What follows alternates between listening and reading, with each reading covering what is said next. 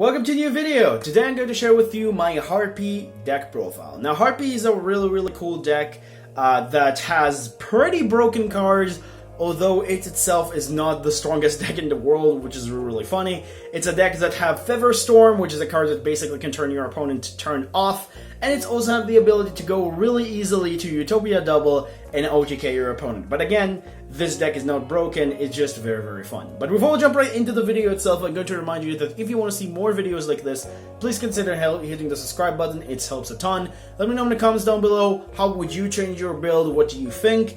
And also give a like to the video if you enjoyed. But without further ado, let's jump right into the deck list itself. Alright, so jumping into the Harpie Lady deck list itself, I'm going to start with 3 copies of my favorite Harpie Lady, or should I say Harpie Monster, Harpie Perfumer. And this card is pretty awesome. It shares as every other Harpie card in the deck that is not Harpie Lady herself, that in the field or graveyard it counts as Harpie Lady, so do keep that in mind when you're playing this card, because there are some particular cards that require cards with different names, and if these count as Harpie Lady, you cannot use the 2 of them to make a card with a different name, like a link with a different names, because they all count as the same card when they're in the field and the graveyard, which is kind of hilarious. But regardless, this card is my main normal summon beside Channeler, which is the other normal summon of the deck. And this card on normal or special summon allow you to add any Harpie spell or trap, or should I say any spell or traps that have Harpie Lady sisters in its decks. And if you control a level 5 or higher Harpie monster, you basically able to add to your hand 2 of them with different names. So for example, you can add to your hand Elegant Egotist and let's say Feather Rest, for example, if you are able to use this effect. Now this card is really cool and it's your way to get to Elegant Egotist, which is an extender, but I do think this card will going to become even better once we'll get the dragon that unfortunately we didn't get in Ghost from the past, which is the Harpie Pets Dragon Flame something, which is a card that is going to make the deck very good. But unfortunately, we didn't really get that yet. But we do have one card that does allow you to activate Channeler effect to get 2 cards sometimes, which is Harpie, or should I say Perfumer, which is Harpie Channeler. Channeler is an effect that you can activate whenever to discard any Harpie card to special summon a Harpie monster from your deck, except herself. And then if you control a dragon monster, this becomes a level 7, which is the requirements for this one to search 2 cards, which is pretty good. Now, the only problem I have with this card is that it's not allowing me to discard Hysteric Signs, because Hysteric Signs is not a Harpie card, but it's still a very good card, and it's your main starter of the deck if you open up with it. But sometimes, if you don't open up with it, the good thing that we have, well, Perfumer. Next up, for the last 3 of Harpie Monster, I run 3 copies of Harpie Lady, the original. This card is a debatable one if you want to run 3 of this, or 2 of this and 1 Harpie Lady 1, or only Harpie Lady 1. I think Harpie Lady herself is a little bit better in this deck, because we do use her as a normal monster to help us do some particular things. So I do like to run 3 copies of Harpie Lady in the deck itself, because I think this is the better card. But again, if you want to run a Harpie Lady 1 or combination of these, you're more than welcome to. I just really like the vanilla Harpie Lady because she's pretty good. And then for the one-off cards, we have 1 copy of Harpie Queen, 1 copy of Harpie Harpist, and 1 copy of Harpie Oracle to round off the Harpie monsters. I don't think you need to run more than 1 of each of these, especially if we're including a specific card which we'll talk about later. But just in general, these cards are great, but you don't really want to see them on multiples, and they're just okay. If you do see them without any kind of an extender, they kind of just don't really do a whole lot. Oracle is probably the best one, and in the future when we'll get that Harpie Pet Dragon, I'm probably going to bump up to 2 again, because this card, if you control level 5 or higher Harpie, it's a free special summon, and then during the end phase, if this card was normal or special summon, you get to basically add from your graveyard to your hand a Harpie, or should I say a card that have Harpie Lady sisters, a spell trap that have Harpie Lady sisters in its text, which is really good. So I do like this card. It's a very good extender, but like I said, it's only going to become better in the future. As for Harpie Harpist, great card, but it's mostly just a Scarm, so it doesn't really do a whole lot.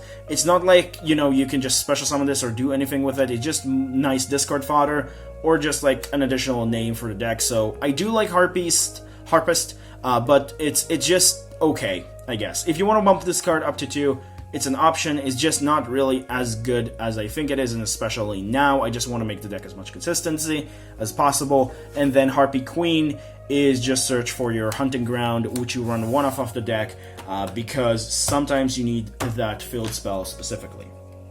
But that does it for the Harpie monsters, which we run 12.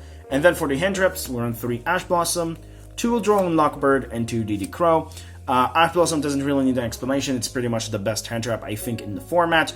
Droll and Lockbird is basically here to be a bridge for a particular spell, which we'll talk about later if you don't know what that is. But I think I already gave enough clues what that is. But regardless, this card is used for that because it's just a great card for that. Although you can technically cut this, I do need the Wind level 1 for specific plays.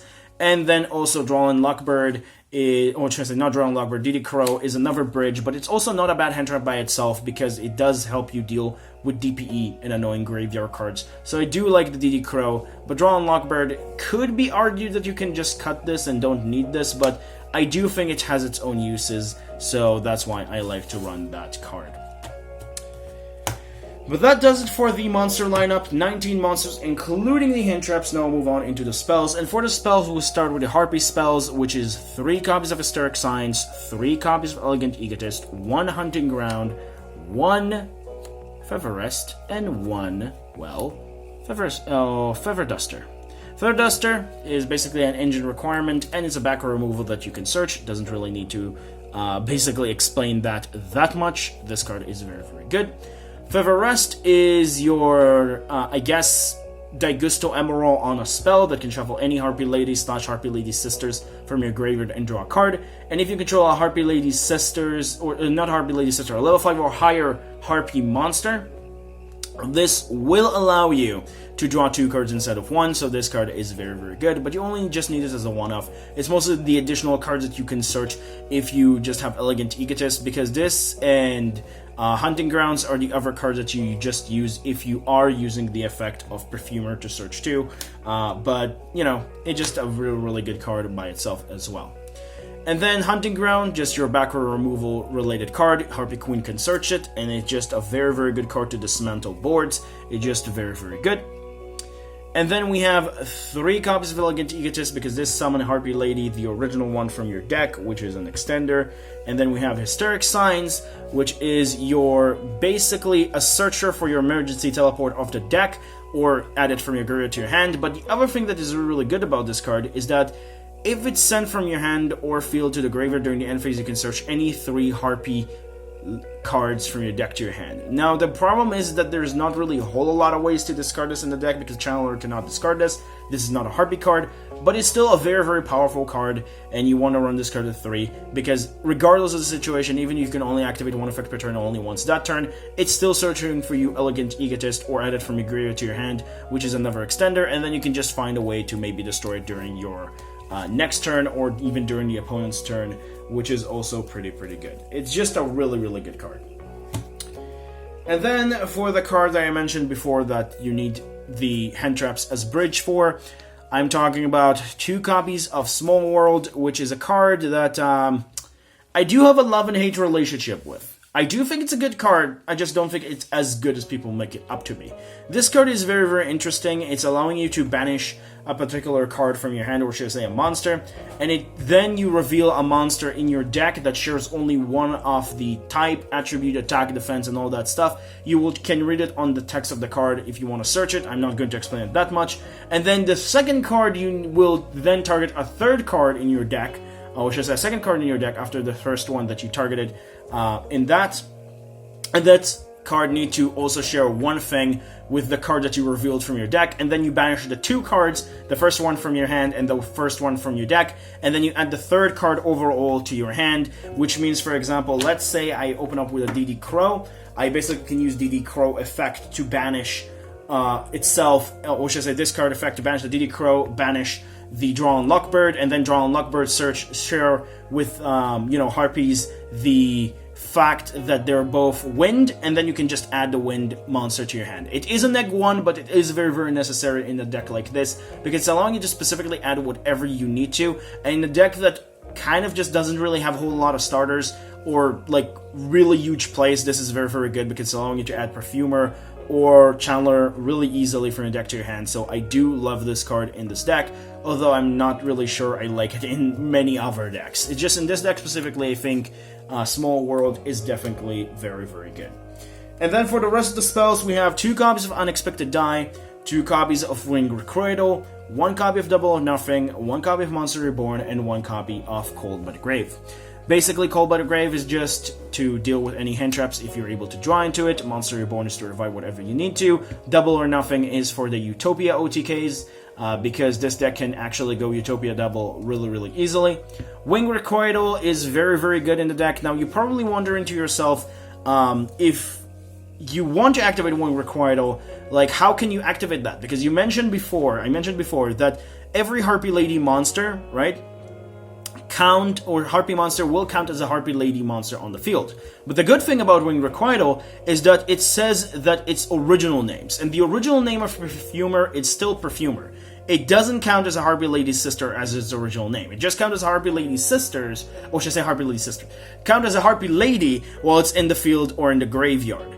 But her original name is still Harpie Perfumer. So if you control Harpie Perfumer and Harpie Channeler, you can still activate this, pay 600, and draw 2 cards, which is very, very good. And then Unexpected Die is another way to just see your Harpie Lady herself directly from the deck and giving you an additional extender. But that does it for the spells, and then for the traps, we only have 1, which is 3 Featherstorm. This card is absolutely busted if you're able to search it. This card is ridiculous. It's basically just saves you a turn. Like, your opponent basically cannot activate monster effects if you control a Harpie monster, because you just activate this, immediately chain it to everything, and then you're just like, oh hey, your monster effects do not active. It do not activate. It's just, this card is just dumb. This card is absolutely amazing, and the fact that you just need to control even something like this, if they don't go into the battle phase or anything, you can just basically summon this, right, and have even this in hand, and activate it during the opponent's turn, and they're turned off from every one of their monster effects, which is amazing. So Harpie Featherstorm is just an absolutely mandatory cards to run in the deck. But that's pretty much does it for the Harpie monsters, or should I say Harpie deck profile, with 40 cards exactly. Now we'll move on into the extra deck. For the extra deck, we're going to start things off with our only synchro monster, which we'll run a 2, which is Cyber Slash Harpie Lady. This card you do need to run a 2, in my opinion, just for the grind options if you want to. But the point for this card is that this card can be synchro summoned using a Harpie Lady, and another Harpie Lady as well, like 2 Harpie Ladies, because it will count one of them as a tuner, which is really, really good. And then this, again, just become a Harpie Lady while it's in the field or in the graveyard. And the other effect is that when a trap or effect is activated, except during the the damage step, you can basically target 1 monster your opponent controls or 1 Harpie monster you control and return to the hand, which is very, very good because it's giving you some kind of an interruption. And let's say you activate a Featherstorm while this is on the field, you can just bounce the monster that your opponent summoned and also just have this sitting on the field with the effect of Featherstorm that just basically turned off everything off, which is really, really good. So I do think Cyber Slash Harpie is very, very good. It's also just to count as a level 8 because it's really good with your other cards that just like have multiple effects if you have a level 5 or higher Harpie, or just have additional benefits. So this card is very, very powerful. But that does it for the synchros. For the Xyz, we have 1 copy of number 60 Dugaris, we have 1 copy of Lightning Chidori, Zerafine, Harpie, Pet Dragon, Phantasmal Dragon, 1 Utopia Double, Utopia itself, and Zeus. These cards are, in my opinion, very, very important for the extra deck. Zeus is just absolutely amazing in this deck, especially if you make the Phantasmal Dragon. You just Phantasmal Dragon, swing directly, summon Zeus with 2 interruptions or 2 destruction boards, which is really powerful. Then we have Utopia Double and Utopia itself for OTK's potential. You basically summon Utopia Double, you summon Utopia, you wipe the opponent's entire board with, like, if you activate an Hysteric Signs, basically effect during the end phase. You had a Channeler, which is not a Channeler, you had a Perfumer, you had a Feather Duster, and you have Featherstorm, and then you just get yourself like an OTK in the next turn because you prevent your opponent to activate any monster effect. You have back row removal if you need to for the next turn, and Perfumer, which make this with an Elegant Egotist, with a Greater of Ease, and then you just get the OTK, which is really, really good. Then Xerophine and Chidori, just really good in this deck because this deck is Winged Beast and can take advantage of that. Chidori is also just a great card to remove things. And then Dugaris is here to allow you to maybe punch even harder with Utopia if you're able to, or in desperate situations, maybe have the ability to discard your own Hysteric Sign or stuff like that, or dig deeper into it, discard a card, which could be your Hysteric Sign, and then during the end phase you add 3 cards from your deck to your hand, which is very, very good. Now granted, this card can be cut for whatever you want to, but I do like the Dugaris as just a one-off. But that does it for the Xyz. For the links, we have 1 copy of Imduk, 1 copy of Barricade Blocker, 1 copy of Ferajit, 1 copy of Pentastag, 1 copy of Conductor, and 1 copy of Unicorn. The copy of Imduk is here for your normal Harpie Lady herself to link into it. And then let's say you have another monster in the field, you then can go into Barricade Board Blocker or whatever you need to, because Barricade Board Blocker is a card that requires 2 monsters with different names, and all of your Harpie Ladies, or should I say Harpie monsters, will count as a Harpie Lady, so you do need the Umduk as a bridge for that, and just in general, it's just a great card to also make your Channeler into a level 7, which making things easier for maybe your Perfumer or other cards as well, if you need that as kind of like an option as well, so I do like this a lot. As for Ferajit, is in here to basically give you a free special summon. Sometimes you open up with, like, I don't know, let's say Channeler, Perfumer, and let's say Elegant Egotist or whatever, and then you're trying to kind of like start the game by normal summoning, like, you know, the Channeler, you're trying to discard something, like, you know, a Harpie card that none one of these your opponent will negate it, but you still have the ability to extend. You can go to the Ferajit and then special summon the Perfumer from your hand and still get the search and maybe go off. Pentastag is for OTKs. Harpie Conductor is just a part of the Harpie deck, so I do think you need to run this at 1. And then Unicorn, because it is a spin if you need to for certain situations, and it's also another discard fodder for your Hysteric Sign if you need to as well. But that's pretty much does it for the deck list, and does it for the deck profile as a whole, at least for the TCG version. For the Master Duel, well, we do have a particular change, because there is a specific card that, how should I say this? Is not banned yet from the Master Duel, and it's banned here, so we're going to talk about that. Alright, so for the changes for Master Duel, well, there are some particular ones. The first thing is, of course, the fact that we don't have access to Small World, because Small World is part of Burst of Destiny, which is a set that haven't gotten yet to the Master Duel, you know, set, like, you know, all the cards that you have there, because, well, Master Duel, I believe, is like 2 sets behind. That's how that works. So, well, Burst of Destiny stuff in Small World is not there, but we're still able to play some other cards to raise consistency, which is not really the end of the world. It just, Small World helped making things a little bit more easier. But one thing I would say that this deck has over the version of the TCG is a very particular Link monster that allowing us to summon, well, the Barrier Statue of the Stormwinds from our deck, and then basically lock our opponent from anything but wind, which kind of just lock our opponent entirely, especially with Harpie Featherstorm. And the card that I'm talking about is, well, the Simorgh Link. The Simorgh Link is absolutely amazing of a card. It's very busted, and the card is very, very powerful to summon the Barrier Statue. So, yeah, this deck can just lock your opponent out of their anything but wind, which basically means any deck is just dead. So this deck has the access to that, which is really, really cool, and this will be the changes that I would make for the list itself to make it fit for Master. Alright, so for the last section for the video is, of course, the next deck choices, which is basically the thing that I like to give you options for next video. Of course, the returning options from last week are going to be Dark Lords, going to be Dragunity, and are going to be also Speedroids. But the last option that I'm going to put here is a deck that I kind of haven't done for a while, but I still very, very like it, even though it doesn't really change that much anymore, and that is Monarchs. Monarchs is a really, really cool archetype, which is pretty awesome, and I just want to go over the deck list again, maybe give it a little bit of an update, because, you know, this deck is very, very fun. But that's pretty much does it for the deck, and does it for the video as a whole. Hope you enjoyed. Don't forget to like and subscribe if you do. Remember, creativity is the key in this game. Have a good day, stay safe, and I'll see you in the next video. Bye-bye.